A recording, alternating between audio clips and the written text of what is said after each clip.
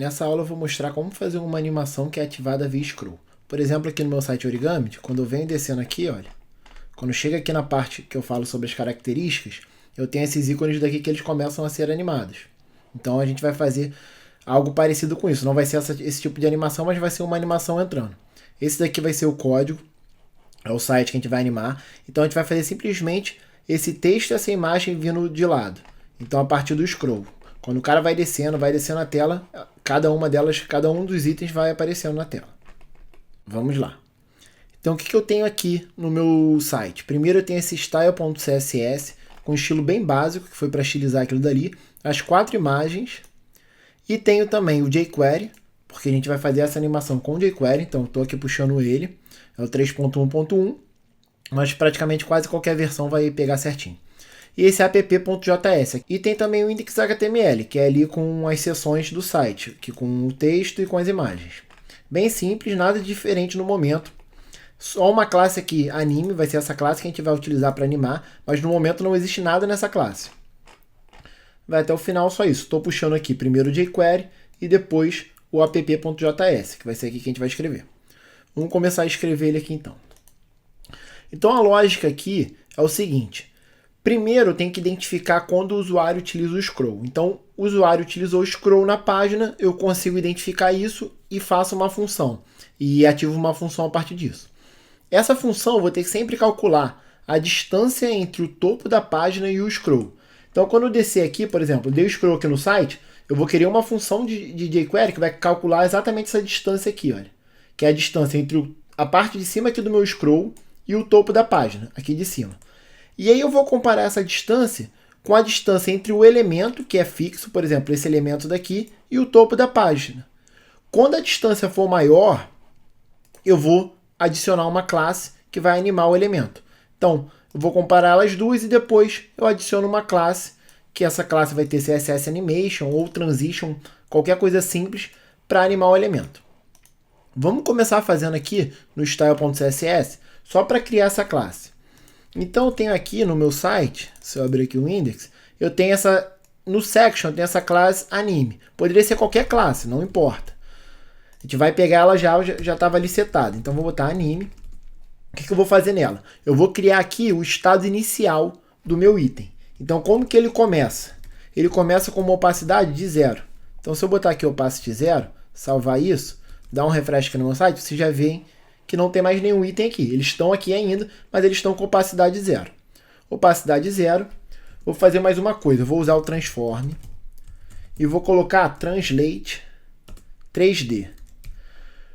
E vou colocar menos 100 pixels. O que é isso? Eu vou querer que o meu item, menos 100 pixels, 0 e 0. Eu vou querer que o meu item esteja um pouquinho aqui para a minha esquerda. E aí da esquerda ele vai vir animando para a direita. Então ele vai começar com essa posição inicial de menos 100 pixels da posição original dele. E por último eu vou ter aqui um transition. Que eu vou querer que essa transição aqui, tanto da opacidade quanto do translate 3D, seja uma transição de 0,3 segundos. Tá bom assim. E aqui eu vou ter mais uma classe. Essa classe aqui vai ser a classe que vai animar. Então eu vou botar anime start. Eu poderia colocar qualquer nome. Anime start. No final então o item vai ter opacidade de 1. E o transform translate dele, 3D, vai ser de 0. Vai ser para a posição inicial que ele estava. O transition eu só coloco aqui. Não preciso colocar aqui de novo, porque ele já está pegando, vai ser a mesma transição que eu quero. Só isso aqui já é suficiente para animar. Eu coloquei o translate 3D, porque o translate 3D tem uma performance melhor do que só o translate. Então isso daqui seria mais ou menos o eixo X, então aqui na nossa horizontal, eixo Y na vertical, e o eixo Z, que seria aqui a profundidade. No caso, a gente só vai usar esse primeiro aqui. Então, salvo isso. Vamos ver aqui, olha. Vou dar um refresh. Vou colocar aqui em inspecionar elemento. Vou vir aqui agora, olha, anime, que está com a classe anime. E vou colocar aqui, olha, anime start, que seria a classe. Olha, cliquei, tá vendo? Ele animou. Se eu for aqui no próximo, coloco ela de novo, anime start, dou enter, tá vendo? Ele anima. Então a gente vai querer que com jQuery isso aconteça de forma automática a partir do scroll. Mas é simplesmente isso, adicionar essa classe daqui que a gente criou. Então CSS a gente não precisa mexer mais. Vamos agora para o nosso aplicativo. Então eu vou começar aqui criando umas variáveis. Primeira variável eu vou colocar aqui de target, que seria quais são os itens que eu quero ver para animar.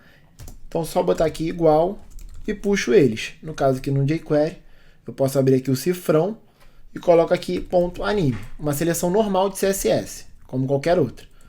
Vou botar vírgula aqui e vou criar uma nova variável.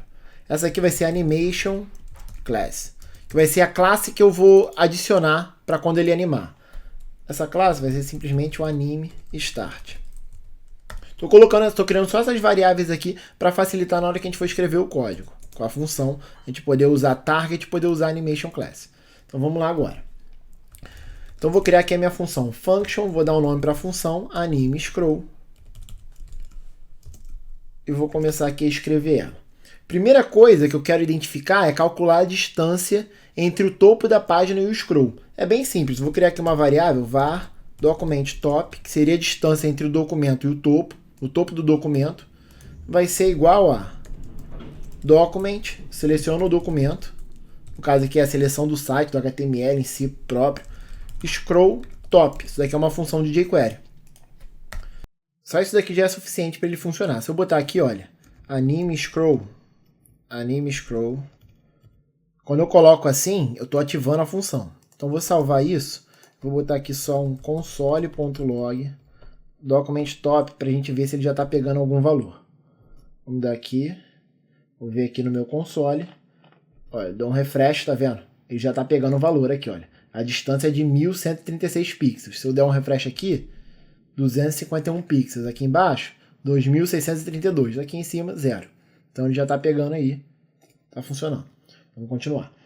Agora, eu quero pegar cada um dos meus targets, cada um dos meus itens que tiver a classe .anime para calcular qual a distância dele. Porque eu tenho vários itens diferentes. Então eu não quero que quando a distância aqui do topo for maior que o primeiro item, ele anime todos de uma vez só. Eu quero que ele anime um por um. Então eu seleciono cada um. Com jQuery, você pode usar o it. Então eu vou botar aqui, ó, target, que eu já tenho ali selecionado, ponto .it. E aqui dentro eu escrevo a minha função. Function. Começo a escrever ela. Primeira coisa que eu vou pegar vai ser agora a distância, que vai ser a variável aqui, vai ser a distância entre o item e o topo. Item top.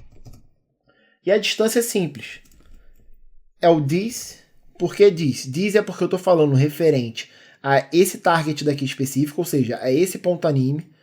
Como eu tenho no caso aqui da minha página, eu tenho 8 itens com a classe section anime diferente, ele vai fazer isso para cada um dos 8 itens. Então, this.offset, também é uma função de jQuery, .top. Isso daqui eu consigo o topo, a distância entre o topo e o item. E agora eu vou fazer aqui uma comparação. If document top for maior que item top, eu vou adicionar a classe. Então vou botar aqui this novamente, this.addClass. Eu boto aqui animation class, que é essa classe daqui. Poderia escrever aqui direto também, anime start, mas como já tem aqui na variável, eu boto ela aqui direto. Animation class. Else, se não for maior, eu vou fazer o seguinte. Eu vou pegar o this, novamente. This.remove class animation class.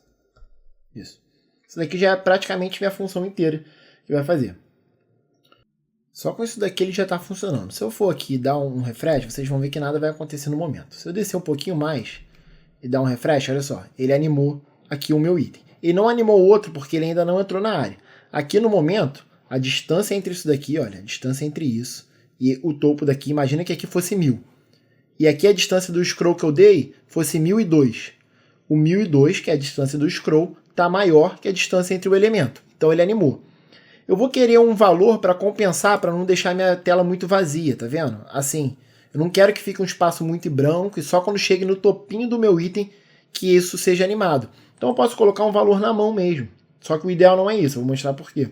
Posso botar, por exemplo, aqui, menos 300 pixels. Salvar isso. Quando eu vier aqui agora, olha só, tá vendo? Ele já animou o meu item daqui de baixo, não deixou mais a tela por um grande tamanho em branco. Porém, esse menos 300 ele depende do tamanho da tela. Nessa minha tela daqui foi tranquilo, ele não deixou muito espaço em branco, mas se for uma tela muito longa, esse menos 300 ainda não seria suficiente. Então eu criei meio que uma formulazinha aqui, bem simples, que eu chamo, que esse valor daqui eu chamo de offset, geralmente é chamado de offset nesse tipo de animação. Então offset vai ser igual. Então eu pego o tamanho da janela, window.height, que é o tamanho dela, e coloco vezes 3/4. Então, ou seja, eu nunca vou deixar mais do que 3/4 da minha janela em branco. Então só coloco isso e pego o offset e boto aqui, olha. Então ele vai diminuir esse valor daqui, esse valor vai ser dinâmico, vai depender sempre do tamanho da janela. Agora se eu ver aqui, olha, dou aqui o meu refresh, ele está animando. Bom, André, mas ainda não está funcionando do jeito que a gente quer. A gente quer que essa animação aconteça de forma automática a partir do scroll. No momento estou tendo que dar o refresh. Então vamos lá. Tem aqui a minha função. Agora a gente vai precisar de um evento. E esse evento a gente coloca no nosso documento. Document.scroll. É um evento de jQuery mesmo. E aqui eu coloco function. E coloco aqui a função que eu quero ativar. Anime scroll. E ativo a função. Agora salvo isso. Dou um refresh aqui na minha página. Olha aqui agora. Olha. Tá vendo? Ele está funcionando perfeitamente já. Olha, perfeito. De acordo com o scroll. E por que eu mantenho essa ativação inicial aqui? Porque o que acontece? Quando você dá aqui quando você entra primeiro aqui no site, você ainda não deu o scroll. Porém, se tiver algum item aqui na tela que já seja capaz de ser animado, já esteja numa área boa para ser animado, para não ficar muito em branco o site, ele já vai animar. Quer ver? Se eu tirar isso daqui, salvo. Quando eu dou refresh aqui, olha, agora fica em branco. Só quando der o primeiro scroll, ó, que ele anima. Isso não é legal. Então, a gente deixa aqui uma ativação pura também. Anime scroll funcionou perfeitamente. A gente pode melhorar esse código aqui agora, colocando todo ele dentro de uma função que vai servir como uma cápsula para não deixar essas variáveis daqui, que no momento elas estão sendo criadas num escopo global. E essa função também, tudo isso daqui. Então, a gente vai criar uma função aqui que ela coloca como se fosse dentro de uma cápsula para restringir o escopo apenas ao meu código aqui desse daqui que eu criei, para não dar conflito com outros códigos de jQuery, JavaScript que você adicionar no teu site, ou jQuery, ou outras bibliotecas, etc. Isso é bem simples, tem até aqui um artigo que é chamada IEFE, que é Immediately Evoked Function Expressions. E é bem simples, basta você pegar, olha, colocar isso daqui, que é o function, ou seja, ele está criando uma função aqui, uma function expression, porque não tem nenhum nome que você está dando para ela, nada do tipo. Você está criando ela aqui. E por último, você fecha ela e automaticamente invoca ela. Tá vendo isso daqui? Isso daqui faz invocar, assim como eu coloquei aqui, olha. Invoca a função, invoca a função. Então só isso. Não vai mudar em nada o teu site aqui agora, mas vai evitar conflitos. E tem mais uma forma de a gente melhorar esse site aqui no momento. Olha o que acontece. Se eu botar aqui, olha, console.log, vou botar aqui teste. Salvar. Olha o que acontece. Quando eu dou o scroll, tá vendo aqui, olha, isso daqui é o número de vezes que a função foi ativada. Então você vê aí que ele está ativou mais de 40 vezes a função, e eu fui para baixo só umas 4 vezes e voltei. Isso não é o ideal. Você quer que, por exemplo, que ele tenha uns milissegundos que ele segure a próxima função, entendeu? Olha só, olha quando eu dou. Isso daqui eu estava usando o scroll, olha sem usar o scroll, olha quantas vezes ele está ativando. E isso daqui vai ferrar a performance do teu site. Como que a gente melhora isso? Tem uma função chamada de bounce, que ela é criada em alguns frameworks, não tem no jQuery, tem na biblioteca chamada Lodash, tem nessa daqui, que é uma biblioteca de JavaScript também, mas que foi criada mais para você manipular string, manipular variável, array, etc. Nessa Lodash, ele tem uma função de debounce. Eu tenho aqui o código já que eu uso.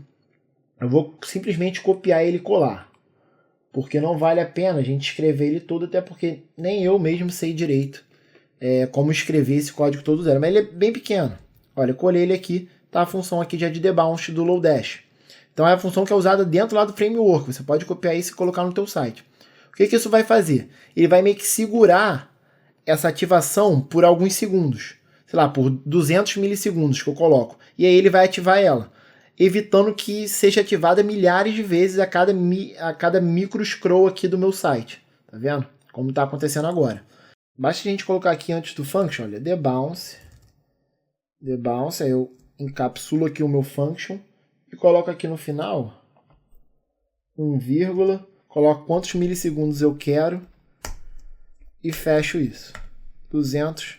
Só isso daqui, olha, debounce, coloquei o vírgula aqui. Eu posso passar esse parâmetro daqui, que é quanto tempo ele vai segurar, e fecho aqui ele, tá vendo? Que eu abri aqui em cima. Ponto e vírgula, tá certo. Salvo isso. Vamos ver aqui agora. Vou dar um refresh. Olha só, tá vendo? Ele ativou só uma vez. Tá vendo? Ativou 2. Ou seja, a performance do teu site melhore muito. Tá vendo? Olha só quantas vezes ele vai ativar. Ele vai ativar só às vezes o suficiente. Então, principalmente em mobile, ou então dispositivos que tenham memória mais fraca, não conseguem lidar tão bem com JavaScript, isso aqui vai ajudar muito o teu site. Esse debounce pode ser usado para qualquer tipo de função, qualquer tipo de evento que você tenha, que é ativado assim milhares de vezes, que não é o ideal de acontecer, entendeu? Eu vou criar depois um vídeo explicando direitinho o que é o debounce, porque tem outra forma também, é um chamado throttle, que é debounce e throttle, são dois diferentes que existem. Mas só para vocês saberem, com isso daqui já vai deixar aí certinho o código de vocês. Salvo isso, está funcionando. Então, com isso daqui você já consegue aí animar o teu site com scroll. Só você adicionar a classe anime para qualquer elemento do teu site, que ele já vai fazer automaticamente. E aí, o tipo de animação que você tem aqui no teu style CSS pode ser a que você quiser. A gente poderia, por exemplo, estar animando aqui, olha, uma forma mais maluca aqui, ó. Salvo isso. Olha só, tá vendo como tá vindo agora? Vem lá de cima, entendeu? Então o tipo de animação, ele é infinito, mas a lógica é sempre a mesma aqui. E se você não entendeu alguma coisa daqui que eu escrevi, só ir lá no meu site e se inscrever aqui lá no curso de JavaScript e jQuery. Esse curso daqui eu tenho tudo exatamente do zero para você entender perfeitamente tudo que eu fiz nessa aula daqui.